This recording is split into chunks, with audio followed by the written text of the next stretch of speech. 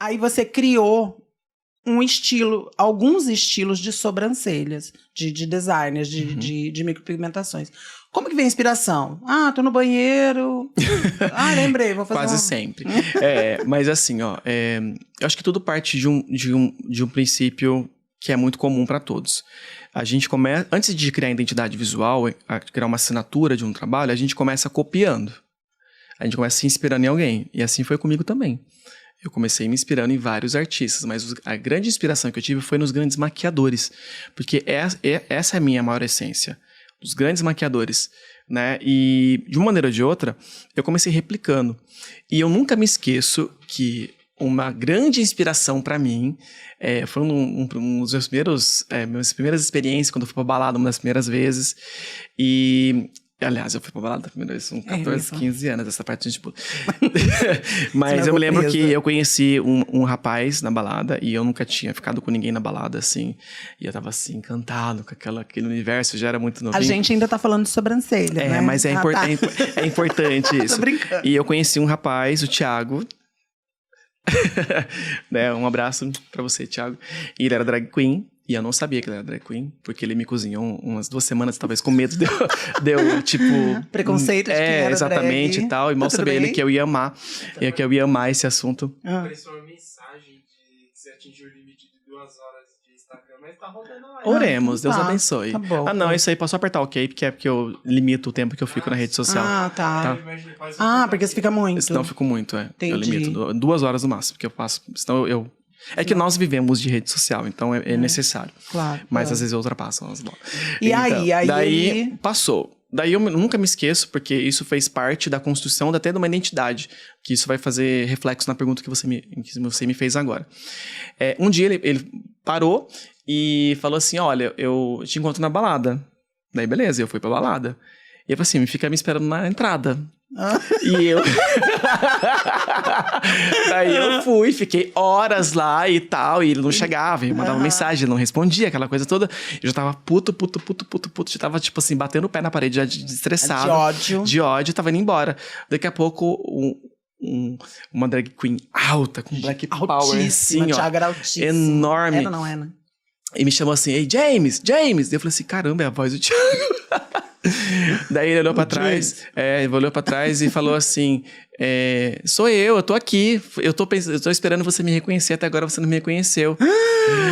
Daí eu fiquei assim, atônito, em choque, eu não sabia o que falar. Eu fiquei tão despreparado com aquela situação, que ele falou, tá tudo bem? Não, aquela assim... Tá tudo bem? Não sei, eu preciso... Não, tá tudo bem. De terapia. Enfim, mas a gente conversou e eu sempre vim da arte, né?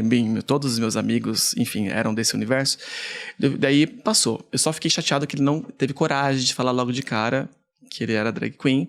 Mas isso influenciaria alguma coisa pra você? Não, mas eu achei que ele poderia ser mais transparente, em vez de... Mas, por exemplo, agora você é casado, mas quando você era solteiro, você chegava assim, oi, tudo bem, eu sou micropigmentador? Não.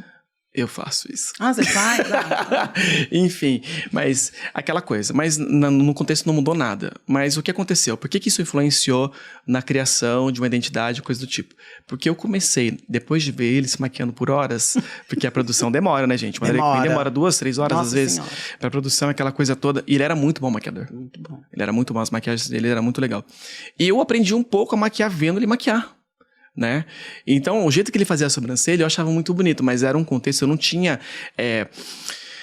aquela coisa de olhar pra pessoa e ver que aquela sobrancelha de drag queen não iria ficar bom pra ela. Então eu copiava a sobrancelha que o Thiago fazia em todo mundo, e eu deixava todo mundo com a sobrancelha de drag queen. Eu lembro. Bem arqueada, ser bem alta, rampar, quase que raspava. Isso bem no comecinho, né? E eu comecei a ver que aquilo não era muito bom, porque elas voltavam puta. Falavam assim, você virou muito minha sobrancelha. Aquela coisa toda. Enfim, e começou assim, olhando foram as referências. Então eu fui tendo várias referências. Depois fui fazendo alguns cursos de maquiagem, eu entrei pro Boticário, aqui de Paulínia. Comecei a dar cursos de maquiagem no Boticário, você lembra dessa época? Eu lembro. Comecei a dar curso de maquiagem, comecei a fazer cursos de maquiagem, aquela coisa toda. E fui entendendo. Até o dia que eu conheci o Fernando Torquato. E um dia que ele falou, James, em nome de Jesus, né? Essa sobrancelha tá muito fina, vamos tentar deixar o mais natural possível. É só uma sombrinha, né? Aquela coisa toda. E comecei a mudar. Mas por muito tempo as minhas referências foram essas, até eu conhecer o mundo da micropigmentação.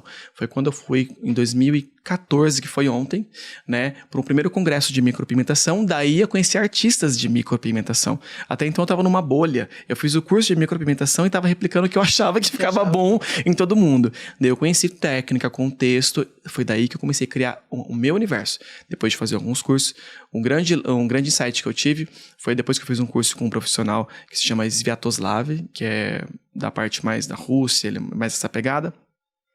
E ele mudou um pouco a minha concepção e foi através do curso dele que eu comecei a ter a minha identidade própria.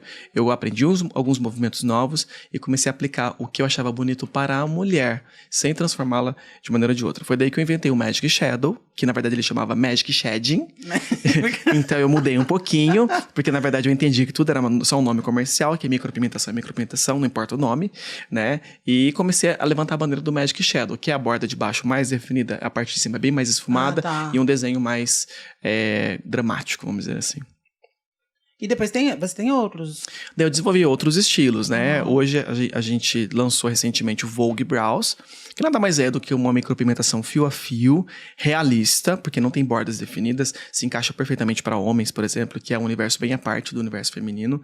E foi criado, na verdade, para quem quer fazer um trabalho de reconstrução. Ele é perfeito para quem tem uma alopecia, por exemplo, não tem nada, pessoas que têm problemas de saúde ou que têm uma falha muito grande de cicatriz, porque ele cria um efeito muito real mesmo.